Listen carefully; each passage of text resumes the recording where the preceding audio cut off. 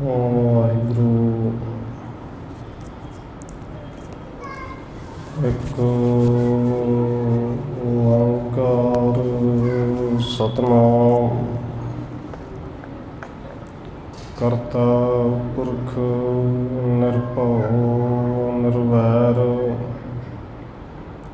ਅਕਾਲ ਮੂਰਤ ਅਜੂਨੀ ਸੈਭਉ ਗੁਰ ਪ੍ਰਸਾਦ ਜਿਤਾ ਜੀਉ ਪਿੰਡ ਸਭ ਤੇਰਾ ਤੂੰ ਅੰਤਰਜਾਮੀ ਪੁਰਖ ਭਗਵਾਨ ਦਾਸਣ ਦਾਸ ਕਹਿ ਜਨ ਨਾਨਕ ਜਿਹਾ ਤੂੰ ਕਰਾਹੇ ਤਿਹਾ ਹਉ ਕਰੀ ਵਖਿਆਣ ਗੁਰ ਨਾਨਕ ਪਦ ਪੰਕਜ ਬੰਧਨ ਪਦ ਪੰਕਜ ਬੰਧਨ ਸਿਮਰਾ ਅੰਗਦ ਦੁਖ ਨਿਕੰਦਨ ਗੁਰ ਅਮਰਦਾਸ ਹਿਰਦੈ ਨਿਤ ਧਿਆਉ ਹਿਰਦੈ ਨਿਤ ਧਿਆਉ ਗੁਰ ਰਾਮਦਾਸ ਗੁਣ ਗਾਉ ਗੁਰ ਅਰਜਨ ਬਿਗਨ ਨ ਕੇ ਨਾਸਕ ਬਿਗਨ ਨ ਕੇ ਨਾਸਕ ਗੁਰ ਹਰਿ ਗੋਬਿੰਦ ਸ਼ੁਭ ਸੁਮਤ ਪ੍ਰਕਾਸ਼ਕ ਸ਼੍ਰੀ ਹਰਿ ਰਾਇ ਨਮੋ ਕਰ ਜੋਰੀ ਨਮੋ ਕਰ ਜੋਰੀ ਸ਼੍ਰੀ ਹਰਿ ਕ੍ਰਿਸ਼ਨ ਨਾਮ ਬਾਰੀ ਗੁਰੂ ਤੇਗ ਬਹਾਦਰ ਪਰਮ ਕਿਰਪਾਲਾ ਜੀ ਪਰਮ ਕਿਰਪਾਲਾ ਗੁਰੂ ਗੋਬਿੰਦ ਸਿੰਘ ਬਿਸਾਲਾ ਤਰੋਂ ਤਾਰਾ ਪਰ ਪੁਨ ਪੁਨ ਸੀਸਾ ਜੀ ਪੁਨ ਪੁਨ ਸੀਸਾ ਬੰਦੋਂ ਬਾਰ ਬਾਰ ਜਗਦੀਸ਼ਾ ਤਰੋਂ ਤਾਰਾ ਪਰ ਪੁਨ ਪੁਨ ਸੀਸਾ ਜੀ ਪੁਨ ਪੁਨ ਸੀਸਾ ਬੰਦੋਂ ਬਾਰ ਬਾਰ ਜਗਦੀਸ਼ਾ ਜਿਸ ਮੈਂ ਅੰਮ੍ਰਿਤ ਗਿਆਨ ਹੈ ਮਾਣਕ ਭਗਤ ਬੈਰਾਗ ਸ਼੍ਰੀ ਗੁਰੂ ਗ੍ਰੰਥ ਸਾਹਿਬ ਉਦਦ ਬੰਦੋਂ ਕਰ ਅਨੁਰਾਗ ਏਕ ਓਂਕਾਰ ਸਤਿਗੁਰੂ ਜੇ ਪ੍ਰਸਾਦ ਸਚ ਹੋਏ ਵਾਹਿਗੁਰੂ ਜੀ ਕੀ ਫਤਿਹ ਹੈ ਬਿਗਨ ਬਿਨਾਸਨ ਸੋਏ ਏਕ ਓਂਕਾਰ ਸਤਿਗੁਰੂ ਜੇ ਪ੍ਰਸਾਦ ਸਚ ਹੋਏ ਵਾਹਿਗੁਰੂ ਜੀ ਕੀ ਫਤਿਹ ਹੈ बिघन विनाशन सोए। वाहिगुरु साहिब जी कहत समुखा मूर अनाथ, याते इम कहिए तिह साथ। वस्त्र नवीन देह पहराए, अपने संग लेहो तिह जाए।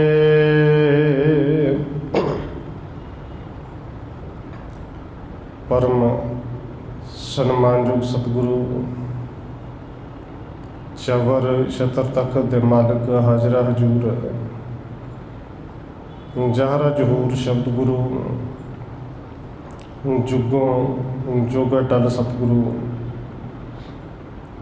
धन श्री गुरु ग्रंथ साहिब महाराज सच्चे पातशाह जी की पावन पवित्र हजूरी अंदर जुड़ बैठे सतसंगी जनों, आप जी वड्डे भागां वाले हो चो सत्कारयोग। धन माता राजकौर जी के पावन स्थान गुरुद्वारा मंजी साहिब विखे शामां दे दीवाना दियां हाजरियां भर रहे हो। आओ रोजाना की तरह धन गुरु अमरदास महाराज जी की चल रही लड़ीवार इतिहास कथा के नाल अगलेरी सांझ पाउण तो पहला असीस बख्शिश करो जी। रसना नूं करो पवित्र, जितने भी जुड़ बैठे हो लवाओ हाजरी आखो जी। वाहिगुरू जी का खालसा, वाहिगुरू जी की फतेह। कहत समुखा मूर अनाथ, याते इम कहिए तिह नाथ। कविराज कवि संतोख सिंह जी अगे लिख रहे हैं कि जिवें कल आप जी ने सरवण किया सी, धन बाबा मूण जी उन्होंने माता मनसा देवी जी अपने पति गुरु धन गुरु अमरदास के चरणों में आए ने, आके अरदास बेनती करते हैं कि सतगुरु जी जे आप जी जानते ही सो, आप जी नूं सारा पता सी कि मूण ने इस तरह मस्तानियां की तरह रहना है, झल्लियां की तरह रहना है, तो फिर विआह ही क्यों किया। माता जी इशारा करते हैं वड्डी नूंह है साडी, और उनके वाले वेख के तरस इस तरह आता है, इस तरह घर में रहिंदी जिवें अनाथ हो गए कि जिंदा पति है पर पति नूं यह नहीं पता कि मेरा ब्याह भी होया, पति नूं यह नहीं पता कि घर गृहस्थी भी कोई चीज़ होती है, और जेड़े पति नूं यह ना पता हो कि वस्त्र कदे पाए तो कदे ना पाए। फिर ऐसी जिहड़ी नौं धी है उन्होंने वेख के तरस आउंदा, वो अनाथ वर्गे अनाथों की तरह रह रही है। ये सुन के धन गुरु अमरदास जी मुस्कुराए ने और नाल कहा कि मूण कमला नहीं, वो मस्ताना है, तो मस्ताना रब की परमेश्वर की बंदगी विच है। तो नाले गुरु साहिब जी कहते हैं कहत समुखा मूर अनाथ, कि मनसा देवी जी मेरी नूंह नूं तुसीं अनाथ कहते जी, क्योंकि परिवार दे विच बैठे ने। नहीं नहीं इस तरह ना कहो, वो अनाथ नहीं। याते इम कहिए तिह साथ, मेरी नूंह नूं अनाथ ना कहो, जे कहना तो उन्होंने जाके इस तरह कहो, जाके समझाओ। वस्त्र नवीन देह पहराए, अपने संग लेहो तिह जाए।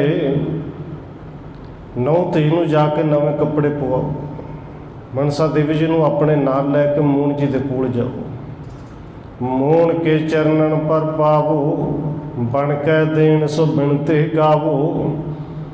सतगुरु जी कहते ने मनसा देवी जी तुहाडा पुत्र मूण, साडा पुत्र मूण, वो कमला नहीं रब दा भगत है, वो महापुरख है। उनके चरणों के विच जाके साडे तो नूं धी नूं कहो कि जाके उनके चरणों के विच नमस्कार करे, उन्होंने चरणों च पाओ।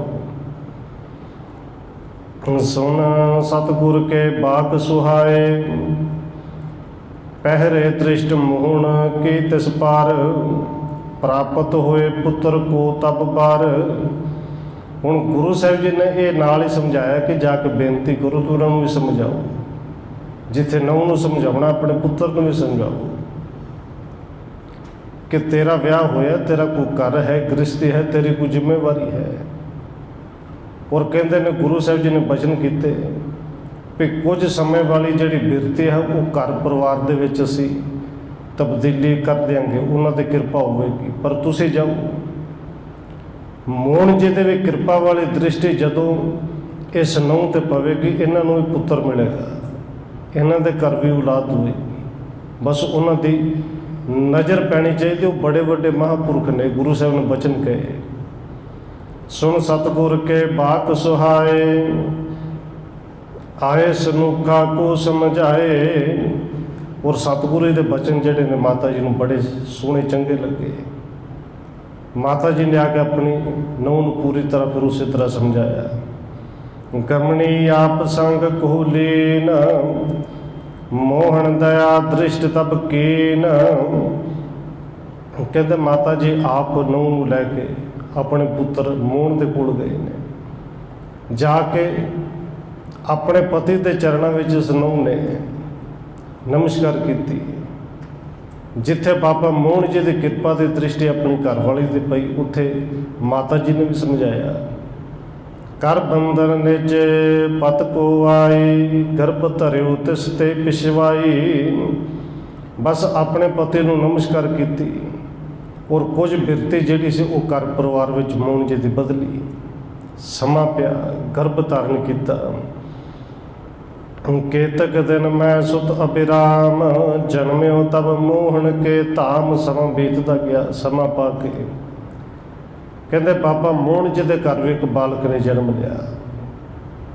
श्री गुरु को सुध्यान सुनाई, कीनो मंगल बजे बधाई। अज भी भाई बल्लू ने आके सतगुरु धन गुरु अमरदास जी को खबर सुनाई। सतगुरु जी आप जी के घर एक होर पुत्र आया, बाबा मोहन जी का पुत्र आया है, आप जी को बधाई हुए। और बाबा मोहन जी का पुत्र धन गुरु अमरदास जी का चौथा पुत्र है। और आप जी पिछे सरवण कर रखे, पहला अर्थमन, दूजा बाबा आनंद जी। और अज गुरु साहब ने कृपा की, एक खबर फिर आई है। कहते हुण बाबा मोहन जी के घर भी पुत्र ने जन्म लिया है, तुहाडा एक पुत्र होर आया है। श्री गुरु को सुध्यान सुनाए, कीनो मंगल बजे बधाई। पयो आनंद सर्बहि ताम, संसराम राख्यो तिस नाम। कहते जदों आनंद मंगल की बधाई वजी, आनंद ही आनंद आ गया, तो गुरु साहब जी कहते फिर भाई हुण आनंद साहब भी गाओ, आनंद साहब का भी जाप करो। आनंद ही है, आनंद है तो आनंद नूं गाओ।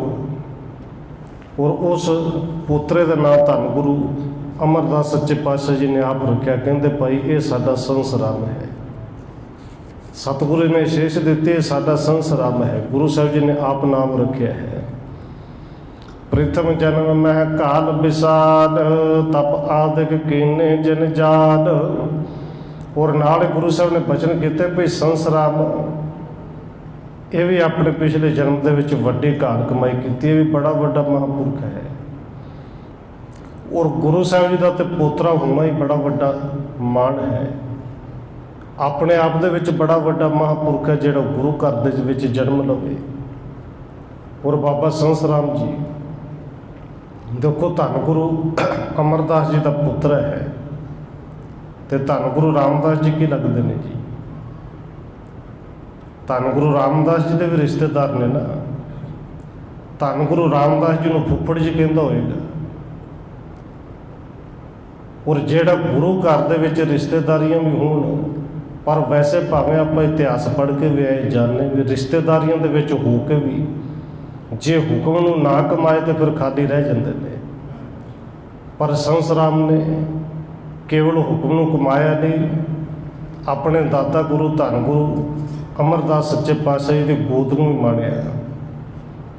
बालक कितक दिन जब पहयो, जननी को शरीर छुट गयो। कहते हजे ये बालक संसराम कुछ महीनों के होया सी कि जन्म देने वाली माता जी वो अकाल चलाना कर गई, मौत हो गई। रब का गुरु का ही भाना सी। ਤਿਸ ਪਰ ਕੀਨਸ ਕਿਰਪਾ ਕਿਰਪਾਲ, ਪ੍ਰਤਪਾਰਿਓ ਕਰ ਜਤਨ ਸੁਬਾਲ। ਹੁਣ ਮਾਂ ਤੋਂ ਬਿਨਾਂ ਬੱਚਾ ਪਾਲਣਾ, ਤੇ ਜਿਹੜਾ ਪਿਤਾ ਹੈ, ਪਿਓ ਹੈ, ਉਹਨੂੰ ਇਹ ਪਤਾ ਹੀ ਨਹੀਂ ਮੇਰੇ ਘਰ ਕੋਈ ਬਾਲਕ ਹੈ, ਉਹਨੂੰ ਪਤਾ ਹੀ ਨਹੀਂ ਘਰ ਗ੍ਰਸਤੀ ਹੈ। ਉਹ ਆਪਣੀ ਫਿਰ ਉਸ ਸਮਾਧੀ ਦੇ ਵਿੱਚ ਹੀ ਲੀਨ ਨੇ, ਆਪਣੇ ਆਤਮਾ ਦੇ ਵਿੱਚ ਹੀ ਲੀਨ ਨੇ। ਔਰ ਐਸਾ ਬਾਲਕ, ਐਸਾ ਪੁੱਤਰ ਕਿਤੇ ਵੀ ਹੋਵੇ ਕਿ ਜਿੰਦੀ ਮਾਂ ਵੀ ਨਾ ਹੋਵੇ, ਪਿਤਾ ਵੀ ਸਾਂਭ ਸੰਭਾਲ ਨਾ ਕਰਦਾ ਹੋਵੇ। ਔਰ ਫਿਰ ਇਹ ਹਕੀਕਤ ਹੈ ਕਿ ਘਰ ਪਰਿਵਾਰ ਦੇ ਬਾਕੀ ਜੀਆਂ ਦਾ ਧਿਆਨ ਫਿਰ ਬਹੁਤਾ ਹੁੰਦਾ ਹੈ। ਔਰ ਇੱਥੇ ਤੇ ਗੁਰੂ ਸਾਹਿਬ ਜੀ ਨੇ ਕਹਿੰਦੇ ਪ੍ਰਤਪਾਰਿਓ ਕਰ ਜਤਨ ਸੁਬਾਲ। ਗੁਰੂ ਸਾਹਿਬ ਜੀ ਨੇ ਆਪ ਆਪਣੀ ਨਿਗਰਾਨੀ ਦੇ ਹੱਥ ਪ੍ਰਤਪਾਲਣਾ ਕੀਤੀ, ਆਪ ਬਹੁਤਾ ਗੋਦ ਵਿੱਚ ਚੁੱਕ ਕੇ ਖੜਾਇਆ। ਭੋਜਨ ਗੁਰ ਕੋ ਸੀਤ ਪ੍ਰਸਾਦ, ਖਾਵਤ ਰਹਿਓ ਲਹੇ ਅਹਿਲਾਦ। ਔਰ ਕਈ ਵਾਰੀ ਧੰਨ ਗੁਰੂ ਅਮਰਦਾਸ ਜੀ ਨੇ ਤੇ ਚੁੱਕਿਆ ਹੁੰਦਾ ਸੀ, ਜੋ ਪ੍ਰਸ਼ਾਦਾ ਛਕਦੇ ਸਨ, ਪੰਗਤ ਵਿੱਚ ਸੰਗਤ ਵਿੱਚ ਬੈਠ ਕੇ ਛਕਦੇ ਸਨ। ਪਰ ਇਸ ਬਾਲਕ ਸੰਸਰਾਮ ਨੂੰ ਨਾਲ ਹੀ ਲੈ ਜਾਣਾ, ਗੁਰੂ ਸਾਹਿਬ ਦਾ ਸ਼ੀਤ ਪ੍ਰਸ਼ਾਦ ਵੀ ਛਕਦਾ ਰਿਹਾ ਕਿ ਥੋੜ੍ਹਾ ਜਿਹਾ ਇਹਦੇ ਮੂੰਹ 'ਚ ਵੀ ਉਹ ਦਲੀਆ ਉਗਰਾ ਪਾਉਣਾ। ਔਰ ਗੁਰੂ ਸਾਹਿਬ ਦਾ ਸ਼ੀਤ ਪ੍ਰਸ਼ਾਦ ਛਕਣਾ, ਗੁਰੂ ਸਾਹਿਬ ਦੀ ਗੋਦ ਬਣਨੀ, ਔਰ ਬਚਨ ਪਦ ਤੋਂ ਲੈ ਕੇ ਗੁਰਮਤਿ ਲੈਣੀ। ਇਹ ਬੜਾ ਵੱਡਾ ਸਾਰਾ ਹੀ ਜਿਹੜਾ ਇੱਕ ਮਹਾਨ ਕਾਰਜ ਕਹਿ ਲਓ, ਗੁਰੂ ਸਾਹਿਬ ਦੀ ਮਹਾਨ ਕਿਰਪਾ ਕਹਿ ਲਓ ਕਿ ਇਸ ਸੰਸਰਾਮ 'ਤੇ ਹੋਈ। ਹੁਣ ਜਬ ਹੇ ਬੈ ਕਰ ਭਇਓ ਵਡੇਰਾ, ਸਤਿਗੁਰ ਬਾਣੀ ਲਿਖੇ ਕਨੇਰਾ। ਔਰ ਜਦੋਂ ਉਮਰ ਦੇ ਵਿੱਚ ਕੁਝ ਜਵਾਨ ਹੋਇਆ, ਹਲੇ ਭਰ ਜਵਾਨੀ ਵਿੱਚ ਵੀ ਨਹੀਂ ਸੀ, ਕਹਿੰਦੇ ਗੁਰੂ ਸਾਹਿਬ ਦੀ ਇੰਨੀ ਕਿਰਪਾ, ਇੰਨੀ ਲਗਨ ਇਸ ਸੰਸਰਾਮ ਦੀ ਕਿ ਇਹ ਸਤਿਗੁਰੂ ਜੀ ਦੀ ਬਾਣੀ ਜਿਹੜੀ ਲਿਖਣ ਲੱਗ ਪਿਆ। ਔਰ ਗੁਰਬਾਣੀ ਜਿਹੜੀ ਗੁਰੂ ਸਾਹਿਬ ਨੇ ਉਚਾਰਨ ਕੀਤੀ ਸੀ, ਪੋਥੀਆਂ ਤੋਂ ਵੇਖ ਕੇ ਲਿਖਦਾ ਸੀ, ਔਰ ਉਹਨਾਂ ਦੇ ਅਰਥਾਂ ਨੂੰ ਵੀ ਸਮਝਦਾ ਸੀ। ਪ੍ਰਥਮ ਗੁਰੂ ਕੀ ਜੇਤ ਕਿਆ ਹੈ, ਸ੍ਰੀ ਅੰਗਦ ਗੁਰ ਅਮਰ ਸੁਖ ਹੈ। ਪਹਿਲੇ ਗੁਰੂ ਧੰਨ ਗੁਰੂ ਨਾਨਕ ਸਾਹਿਬ ਜੀ ਦੀ ਜਿੰਨੀ ਬਾਣੀ ਸੀ, ਉਸ ਸਾਰੇ ਬਾਣੀ ਦਾ ਉਤਾਰਾ ਇਸ ਬਾਬਾ ਸੰਸਰਾਮ ਨੇ ਕੀਤਾ।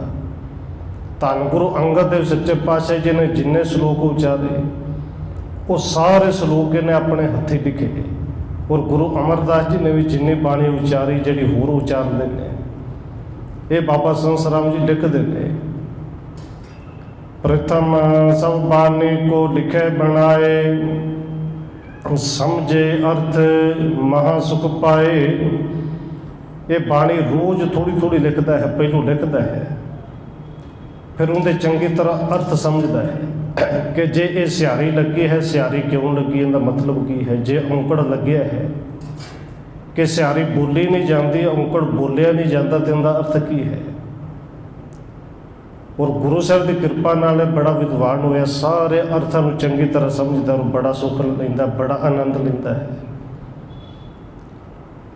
ਸੀਤ ਪ੍ਰਸਾਦ ਪਿਤਾ ਮੇ ਕੇਰਾ, ਅਚਿਤ ਰਹਿਓ ਸਿਧ ਭਇਓ ਵਡੇਰਾ।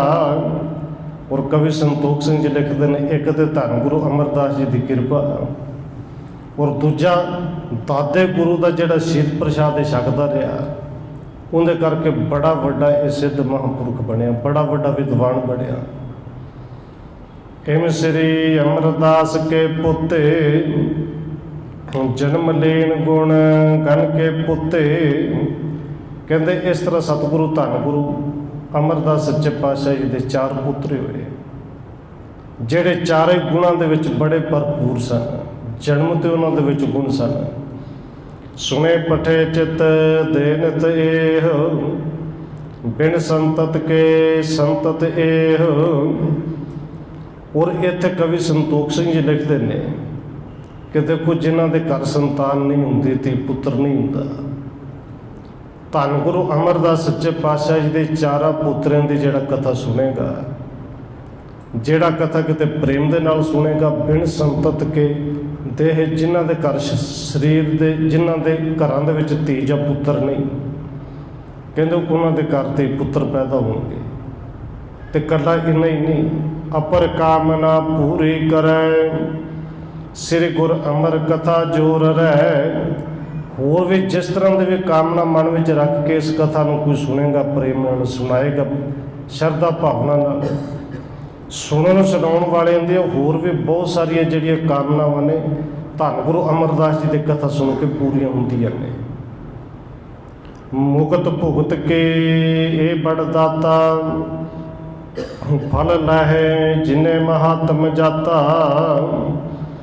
ਕਹਿੰਦੇ ਸਤਿਗੁਰੂ ਧੰਨ ਗੁਰੂ ਅਮਰਦਾਸ ਮਹਾਰਾਜ ਜੀ ਦੀ ਇਹ ਕਥਾ ਮੁਕਤੀ ਤੇ ਭੁਗਤੀ ਦੀ ਦਾਤੀ ਹੈ। ਭੁਗਤੀ ਦਾਤ ਇਹ ਜਿਹੜੇ ਮਾਇਕ ਪਦਾਰਥ ਨੇ, ਸੰਸਾਰਿਕ ਪਦਾਰਥ ਨੇ, ਜਿੱਥੇ ਇਹਨਾਂ ਦਾ ਟੋਟਾ ਕਿਤੇ ਨਹੀਂ ਹੁੰਦਾ, ਉੱਥੇ ਕਹਿੰਦੇ ਇਸ ਕਥਾ ਨੂੰ ਸੁਣ ਕੇ ਵਿਕਾਰਾਂ ਵਾਲੇ ਪਾਸੋਂ ਮੁਕਤੀ ਵੀ ਮਿਲਦੀ ਹੈ।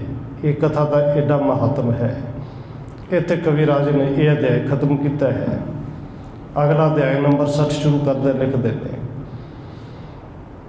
ਸ੍ਰੀ ਗੁਰ ਕਿਰਪਾ ਨਿਧਾਨ ਬਾਰ, ਸਕਲ ਲੋਕ ਸੁਖ ਦਾਨ। ਭਾਗਹੀਨ ਨਿੰਦਕ ਲਹਿਤ, ਨਿਜ ਕਰਮਨ ਫਲ ਜਾਨ।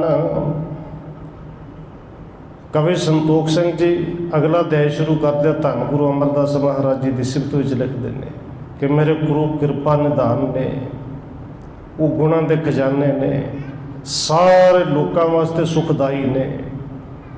ਪਰ ਭਾਗਹੀਣ ਨਿੰਦਕ ਲਹਿਤ, ਨਿਜ ਕਰਮਨ ਫਲ ਜਾਣ। ਪਰ ਜਿਹੜੇ ਭਾਗਾ ਤੋਂ ਹੀਣੇ ਨੇ, ਜਿਹੜੇ ਨਿੰਦਕ ਨੇ, ਉਹ ਆਪਣੇ ਕਰਮਾਂ ਕਰਕੇ ਫਿਰ ਦੁੱਖ ਵੀ ਪ੍ਰਾਪਤ ਕਰਦੇ ਨੇ। ਕਿਉਂਕਿ ਗੁਰੂ ਸਾਹਿਬ ਤੇ ਸਾਰਿਆਂ ਦੀ ਸੁੱਖ ਮੰਗਦੇ ਨੇ, ਸਭ ਨੂੰ ਸੁੱਖ ਦਿੰਦੇ ਨੇ, ਪਰ ਨਿੰਦਕ ਆਪਣੇ ਕਰਮਾਂ ਕਰਕੇ ਦੁੱਖ ਲੈਂਦੇ ਨੇ।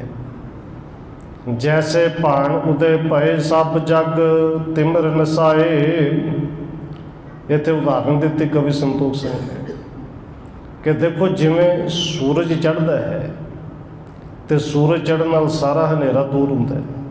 ਸੂਰਜ ਚੜ੍ਹਿਆ ਹੋਵੇ ਤੇ ਕੋਈ ਹਨੇਰਾ ਕਰਨ ਦਾ ਯਤਨ ਵੀ ਕਰੇ, ਹਨੇਰਾ ਹੁੰਦਾ ਹੀ ਨਹੀਂ, ਕਿਉਂਕਿ ਹਨੇਰੇ ਤੇ ਆਪਣੀ ਹੁੰਦੀ ਨਹੀਂ। ਅਸਲ ਵਿੱਚ ਉਹ ਹਨੇਰਾ ਹੁੰਦਾ ਹੀ ਤਾਂ ਜਦੋਂ ਪ੍ਰਕਾਸ਼ ਨਹੀਂ ਹੁੰਦਾ, ਚਾਨਣ ਨਹੀਂ ਹੁੰਦਾ। ਪਰ ਜਦੋਂ ਸੂਰਜ ਚੜ੍ਹਿਆ ਹੋਵੇ ਫਿਰ ਹਨੇਰਾ ਆ ਹੀ ਨਹੀਂ ਸਕਦਾ। ਕਹਿੰਦੇ ਧੰਨ ਗੁਰੂ ਅਮਰਦਾਸ ਸੱਚੇ ਪਾਤਸ਼ਾਹ ਜੋ ਸੂਰਜ ਦੀ ਤਰ੍ਹਾਂ ਨੇ, ਜਿਹਨੂੰ ਭਾਈ ਸਾਹਿਬ ਭਾਈ ਗੁਰਦਾਸ ਜੀ ਕਹਿੰਦੇ ਨੇ ਗੁਰੂ ਨਾਨਕ ਸਾਹਿਬ ਦੀ ਸਿਫਤ ਵਿੱਚ ਕਿ ਜਿਉਂ ਕਰ ਸੂਰਜ ਨਿਕਲਿਆ, ਤਾਰੇ ਛਪੇ ਅੰਧੇਰ ਪਲੋਆ।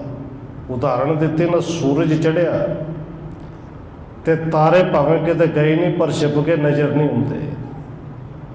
ਇਸੇ ਤਰ੍ਹਾਂ ਦੇ ਵਹਿਮ ਭਰਮ ਹਨੇਰੇ 'ਚ ਜਿਹੜਾ ਹਨੇਰਾ ਸੀ ਉਹ ਦੂਰ ਹੋਇਆ।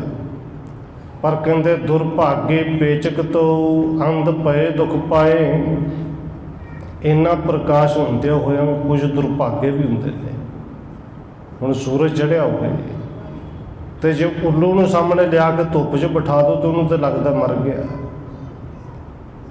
ਸੂਰਜ ਚੜ੍ਹਿਆ ਪਰ ਉੱਲੂ ਫਿਰ ਵੀ ਹਨੇਰੇ ਲੱਭਦਾ, ਉਹਨੇ ਰਹਿਣਾ ਹੀ ਹਨੇਰੇ ਦੇ ਵਿੱਚ ਹੈ।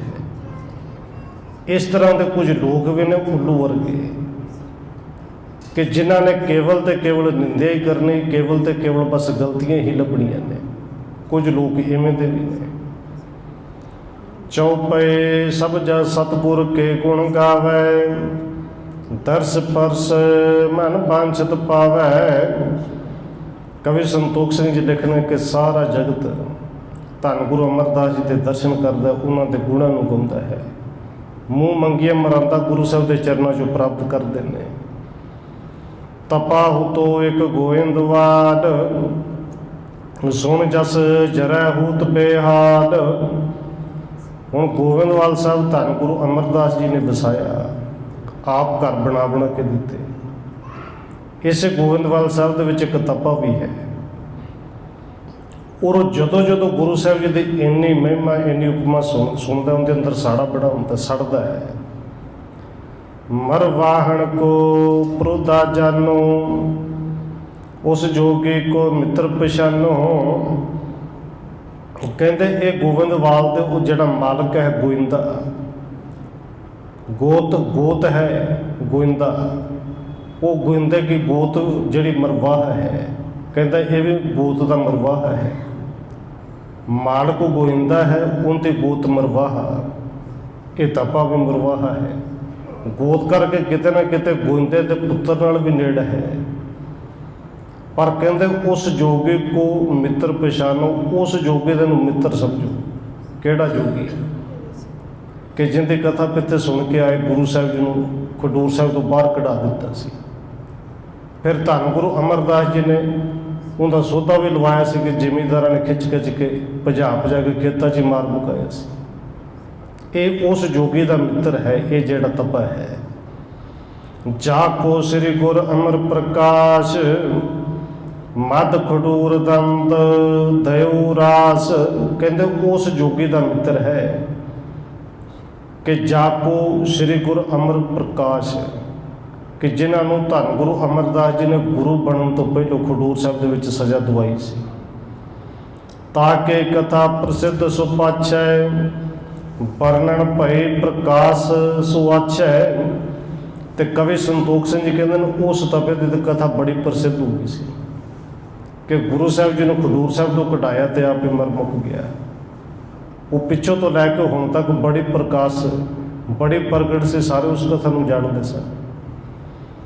ਦੀਨ ਦਿਆਲ ਗੁਰ ਅੰਗਦ ਕੇਰੀ, ਕਰੇ ਅਵਗਿਆ ਦੁਸ਼ਟ ਕਨੇਰੀ। ਉਹ ਪਹਿਲੇ ਤਪੇ ਨੇ ਦੀਨ ਦਿਆਲ ਧੰਨ ਗੁਰੂ ਅੰਗਦ ਦੇਵ ਜੀ ਦੀ ਅਵਗਿਆ ਕੀਤੀ, ਉਸ ਦੁਸ਼ਟ ਨੇ ਬੜੀ ਅਵਗਿਆ ਕੀਤੀ। ਸੋ ਗੁਰ ਅਮਰ ਸਹਾਰ ਨਾ ਸਕੇ, ਪੁਨ ਇਹ ਤਪਾ ਨਿੰਦ ਗੁਰ ਬਕੇ। ਕਹਿੰਦੇ ਗੁਰੂ ਅਮਰਦਾਸ ਸੱਚੇ ਪਾਤਸ਼ਾਹ ਜੀ ਤੋਂ ਗੁਰੂ ਨਹੀਂ ਸਨ ਭਾਵੇਂ ਬਣੇ, ਪਰ ਉਹ ਇਸ ਨਿੰਦਕ ਦੇ ਇਸ ਬਕਵਾਸ ਨੂੰ, ਇਸ ਨਿੰਦਾ ਨੂੰ, ਇਸ ਅਵਗਿਆ ਨੂੰ ਵੇਖ ਕੇ ਜਰ ਨਹੀਂ ਸੁਣ ਸਕੇ। ਸ੍ਰੀ ਸਤਿਗੁਰ ਨਾਮ ਰਸ ਮਾਤੇ, ਅਜਰ ਜਰੈ ਰਹਿ ਸੁਖ ਦਾਤੇ। ਪਰ ਉਹ ਸਤਿਗੁਰੂ ਧੰਨ ਗੁਰੂ ਅਮਰਦਾਸ ਜੀ ਨਾ ਜਰਨ ਵਾਲੇ ਨੂੰ ਜਰ ਸਕਦੇ ਨੇ, ਪਰ ਆਪਣੇ ਗੁਰੂ ਦੀ ਅਵਗਿਆ ਹੁੰਦੀ ਹੋਈ ਉਹ ਵੀ ਨਹੀਂ ਸਮਝ ਸਕੇ। ਉਹ ਸੁੱਖਾਂ ਦੇ ਦਾਤੇ ਸਤਿਗੁਰੂ ਧੰਨ ਗੁਰੂ ਅਮਰਦਾਸ ਜੀ। ਕਸ਼ੁਕ ਕਾਲ ਇਮ ਭਇਓ ਬਤੀਤ, ਖੇਲ ਰਚਿਓ ਸਤਿਗੁਰੂ ਇਸ ਰੀਤ। ਕਹਿੰਦੇ ਕੁਝ ਕੁ ਸਮਾਂ ਇਸੇ ਤਰ੍ਹਾਂ ਬੀਤਿਆ। ਧੰਨ ਗੁਰੂ ਅਮਰਦਾਸ ਜੀ ਦੀ ਵਡਿਆਈ ਸੋਭਾ ਨਿਤ ਨਵੀਂ ਹੁੰਦੀ, ਵੱਧਦੀ ਹੈ। ਇਹ ਜੋਗੀ ਇਹ ਤਪਾ ਵੇਖ ਕੇ ਈਰਖਾ ਦੀ ਅੱਗ ਵਿੱਚ ਸੜਦਾ ਹੈ ਤਪਾ, ਪਰ ਈਰਖਾ ਦੇ ਵਿੱਚ ਹੋਰ ਤਪਦਾ ਹੈ, ਤਪਦੇ ਰਹਿੰਦਾ ਹੈ। ਧੰਨ ਗੁਰੂ ਅਮਰਦਾਸ ਸੱਚੇ ਪਾਤਸ਼ਾਹ ਜੀ ਨੇ ਇੱਕ ਵਾਰੀ ਖੇਡ ਰਚੀ। ਆਪਣੇ ਆਪ ਨੂੰ ਤਪਾ ਕਹਾਉਂਦਾ, ਰੱਬ ਦਾ ਭਗਤ ਕਹਾਉਂਦਾ, ਪਰ ਅੰਦਰ ਈਰਖਾ ਹੈ। ਔਰ ਰੱਬ ਦੇ ਨਾਂ 'ਤੇ ਲੋਕਾਂ ਨੂੰ ਇਹ ਠੱਗਦਾ ਹੈ, ਕਿਉਂਕਿ ਜਿੰਦੇ ਅੰਦਰ ਈਰਖਾ ਹੋਵੇ, ਜਿੰਦੇ ਅੰਦਰ ਹੰਕਾਰ ਹੋਵੇ, ਹਉਮੈ ਹੋਵੇ, ਉੱਥੇ ਤੇ ਨਾਮ ਟਿਕਦਾ ਹੀ ਨਹੀਂ। ਗੁਰੂ ਸਾਹਿਬ ਨੇ ਹੁਕਮ ਕੀਤਾ ਹੈ ਔਰ ਸਾਨੂੰ ਸਮਝਾਇਆ ਹੈ ਕਿ ਹਉਮੈ ਨਾਵੇਂ ਨਾਲ ਵਿਰੋਧ ਹੈ, ਦੋਏ ਨਾ ਵਸੇ ਇੱਕ ਥਾਂ। ਜੇ ਇਸ ਤਪੇ ਵਿੱਚ ਹਉਮੈ ਹੈ, ਈਰਖਾ ਹੈ, ਇਹਦਾ ਮਤਲਬ ਨਾਮ ਨਹੀਂ। ਪਰ ਲੋਕਾਂ ਨੂੰ ਭਰਮ 'ਚ ਪਾਉਂਦਾ ਕਿ ਮੈਂ ਬੜਾ ਵੱਡਾ ਤਿਆਗੀ ਹਾਂ, ਬੜਾ ਵੱਡਾ ਤਪਾ ਹਾਂ, ਬੜਾ ਵੱਡਾ ਭਗਤ ਹਾਂ, ਔਰ ਗੁਰੂ ਸਾਹਿਬ ਜੀ ਨਾਲ ਈਰਖਾ ਕਰਦਾ ਹੈ। ਧੰਨ ਗੁਰੂ ਅਮਰਦਾਸ ਜੀ ਨੇ ਇੱਕ ਵਾਰੀ ਖੇਡ ਵਰਤਾਇਆ। ਸ੍ਰੀ ਬਾਵਲੇ ਭਈ ਤਿਆਰ, ਜੱਟ ਆਰੰਭੇ ਗੁਰ ਕਰਤਾਰ। ਕਹਿੰਦੇ ਜਦੋਂ ਬੌਲੀ ਸਾਹਿਬ ਪੂਰੀ ਤਰ੍ਹਾਂ ਤਿਆਰ ਹੋ ਗਈ ਨਾ, ਧੰਨ ਗੁਰੂ ਅਮਰਦਾਸ ਜੀ ਨੇ ਜੱਟ ਆਰੰਭੀ, ਜਿਹਨੂੰ ਇਕੱਠ ਵੀ ਕਿਹਾ ਜਾਂਦਾ, ਪਿੰਡਾਂ ਥਾਵਾਂ 'ਤੇ ਜੱਟ ਕਿਹਾ ਜਾਂਦਾ ਸੀ, ਕਿ ਕੋਈ ਵਿਆਹ ਸ਼ਾਦੀ ਹੋਵੇ, ਖਾਸ ਕਰਕੇ ਕੋਈ ਬੱਚਾ ਦਾ ਜਨਮ ਹੋਵੇ ਤਾਂ ਸਾਡੇ ਪਿੰਡਾਂ ਵਿੱਚ ਧਮਾਨ ਕਿਹਾ ਜਾਂਦਾ ਸੀ। ਧਮਾਨ ਕਰਨਾ, ਸਾਰੇ ਪਿੰਡ ਨੂੰ ਸੱਦਦੇ ਸਨ। ਪਰ ਇੱਥੇ ਗੁਰੂ ਸਾਹਿਬ ਨੇ ਜੱਟ ਕੀਤਾ, ਜਾਂ ਕਹਿ ਲਈ ਇਕੱਠ ਕੀਤਾ, ਕਿ ਬੌਲੀ ਤਿਆਰ ਹੋਈ ਵੀ ਸਾਰੇ ਨੂੰ ਸਦਾ ਭੇਜੋ, ਵੱਡਾ ਲੰਗਰ ਤਿਆਰ ਹੋਵੇ। ਵਿਪਰ ਆਦਿ ਜੋ ਥੇ ਅਧਿਕਾਰੀ, ਸੰਤ ਮਹੰਤ ਜਤੇ ਘਰ ਬਾਰੀ। ਔਰ ਇਹ ਸੱਦਾ ਕੇਵਲ ਸਿੱਖਾਂ ਵਾਸਤੇ ਨਹੀਂ ਸੀ। ਗੁਰੂ ਸਾਹਿਬ ਜੀ ਕਹਿੰਦੇ ਵੀ ਜਿੰਨੇ ਵੀ ਬ੍ਰਾਹਮਣ ਨੇ, ਜਿੰਨੇ ਵੀ ਸਾਧੂ ਸੰਤ ਮਹੰਤ, ਜਿਹੜੇ ਘਰ ਗ੍ਰਸਤੀ, ਘਰ ਪਰਿਵਾਰ ਵਾਲੇ ਨੇ, ਬਿਨਾਂ ਜਾਤ ਪਾਤ, ਬਿਨਾਂ ਕਿਸੇ ਵਿਤਕਰੇ ਤੋਂ ਕੋਈ ਸਭ ਨੂੰ ਸੱਦਾ ਭੇਜੋ। ਔਰ ਇੱਕ ਤੇ ਮੈਂ ਨਾ ਖੁੱਲ੍ਹਾ ਸੱਦਾ ਕਿ ਲੰਗਰ ਲੱਗਿਆ, ਜਿਹੜਾ ਮਰਜ਼ੀ ਛਕੇ। ਪਰ ਗੁਰੂ ਸਾਹਿਬ ਜੀ ਨੇ ਸੱਦਾ ਘਰ ਘਰ ਦੇ ਵਿੱਚ ਭੇਜਿਆ ਵੀ ਆਇਓ ਲੰਗਰ ਛਕੇ। ਤਿਨੇ ਨਿਮੰਤਿਓ ਭੋਜਨ ਹੇਤ, ਸਭ ਨਾ ਮਾਨਿਓ ਸਹਿਤ ਸੁਹੇਤ।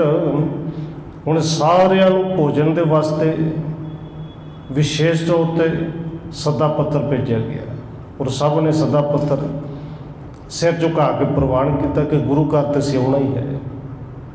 ਤਪੇ ਨਿਮੰਤਨ ਮਾਨਿਓ ਨਾਹੀ, ਤਪਤ ਰਹਿਓ ਮਤਸਰ ਕੇ ਮਾਹੀ।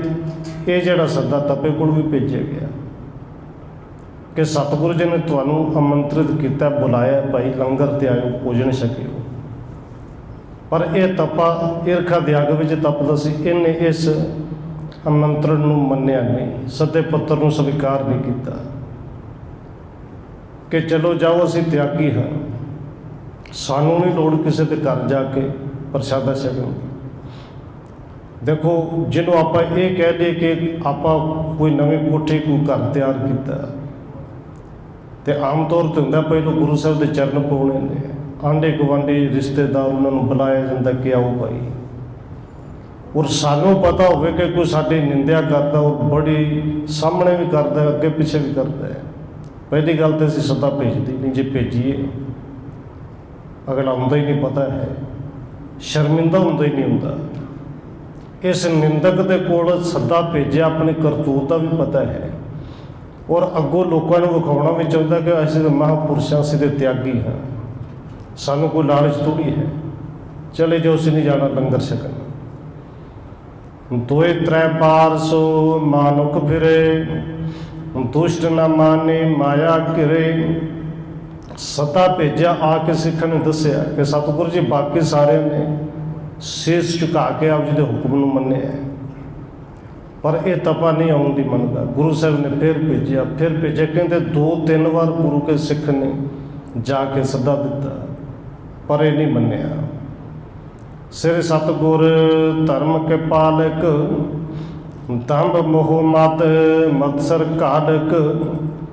ਤੇ ਕਵੀ ਸੰਤੋਖ ਸਿੰਘ ਜੀ ਲਿਖਦੇ ਨੇ, ਸਤਿਗੁਰੂ ਜੀ ਜਿਹੜੇ ਧਰਮ ਦੀ ਪਾਲਣਾ ਕਰਨ ਵਾਲੇ ਨੇ, ਜਿਹੜੇ ਪਖੰਡ ਮੋਹ ਤੇ ਹੰਕਾਰ ਈਰਖਾ ਦੇ ਅੱਗ ਨੂੰ ਸਾੜਨ ਵਾਲੇ ਨੇ।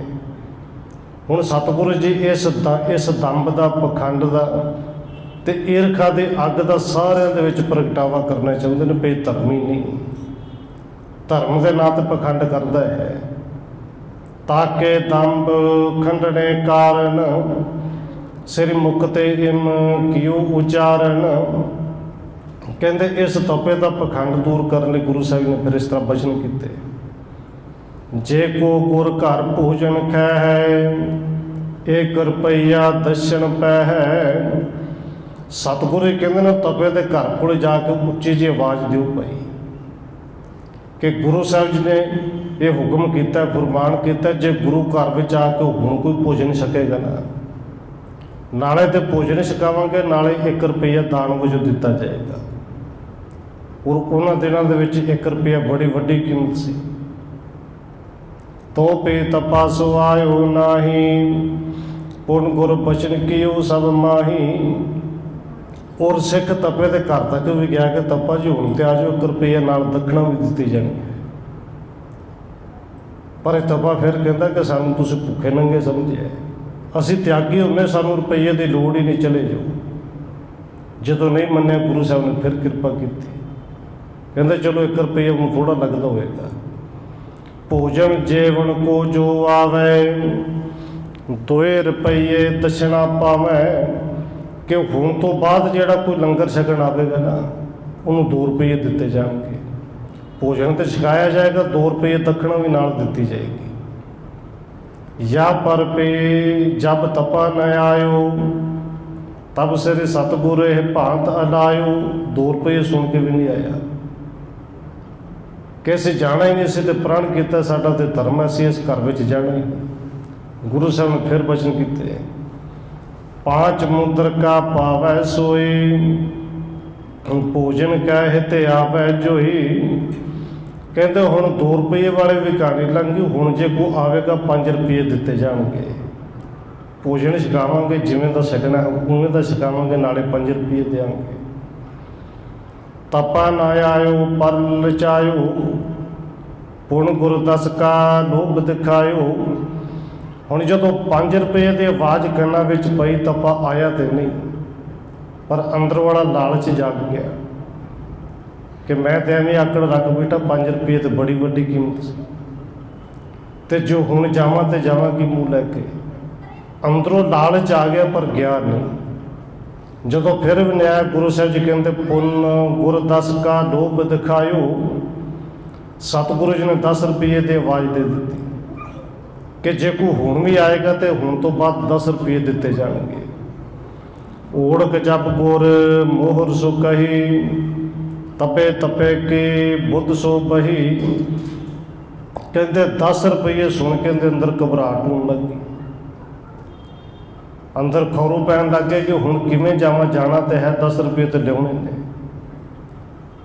पर किसी तरह अपने आप को रोकिया, 10 रुपये सुन के भी आया नहीं, पर अंदरों घबराहट बड़ी हुए पै हुणे जावां।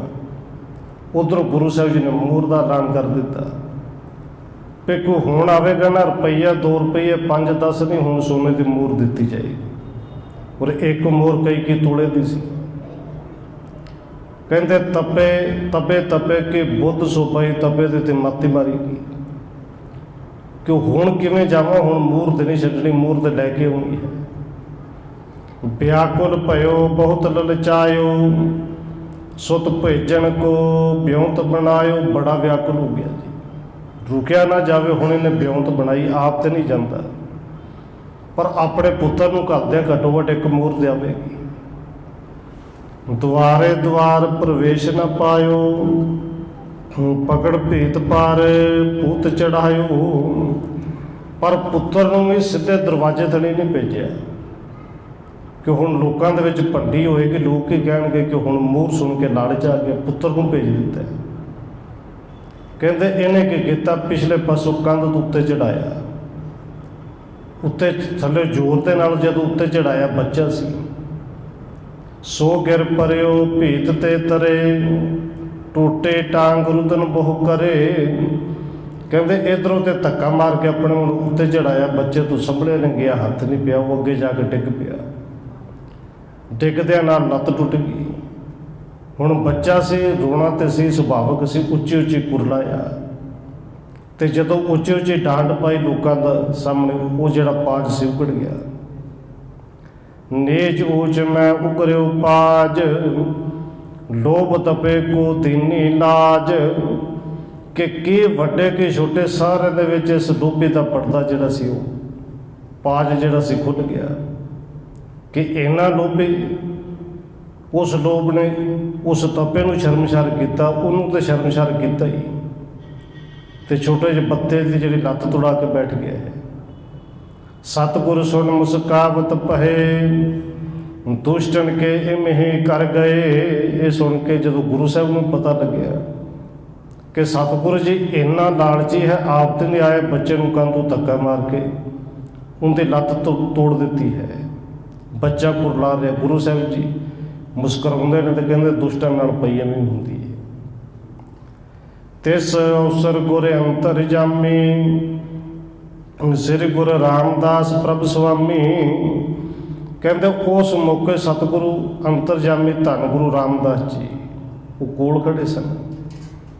भोजन सबन करावत खरे, सुनत बिरतांत बचन सो करे। कहते धन गुरु रामदास सच्चे पातशाह जी लंगर छका रहे सन, वरता रहे सन। ये सारा कुछ उन्होंने भी सुनिया वेख्या, और धन गुरु रामदास जी ने फिर उत्थे बचन कहे। गौड़े राग वार के भीतर, पढ़ियो श्लोक सो सुनो सिख बार। कहते उदों गुरु साहब जी धन गुरु रामदास जी गुरु तो नहीं सन बने, पर यह सारा कुछ देखिया सी। जदों गुरु बने धन गुरु रामदास जी ने गौड़ी राग की जदों वार उच्चारण करते हैं, गौड़ी राग की वार दे विच धन गुरु रामदास जी का सलूक है। कवि संतोख सिंह जी कहते हैं, वो भी मैं सुना देना कि भावें बाद में उच्चारण किया, पर धन गुरु रामदास जी ने इसे प्रथाई उच्चारण किया सी। सतगुरु को प्रताप दिखा रहे हो, निंदा दुख अधिक प्रगटा रहे हो। कहते उस श्लोक दे विच धन गुरु रामदास जी ने गुरु साहब के प्रताप नूं विखाया, तो इस निंदक तबे के लोभ नूं प्रगट किया कि लोभी किवें दिंदे ने। वो जिहड़ा श्लोक उच्चारण किया उनके विचार आप कल करांगे समय के मुताबिक। इतनी बेनती प्रवान करने जो हुई फुलों की किमा। आओ 1-2 मिनट होर है, रसना के नाल हाजरी लवाइए, फिर समाप्ति है जी। वाहेगुरु वाहेगुरु वाहेगुरु वाहेगुरु।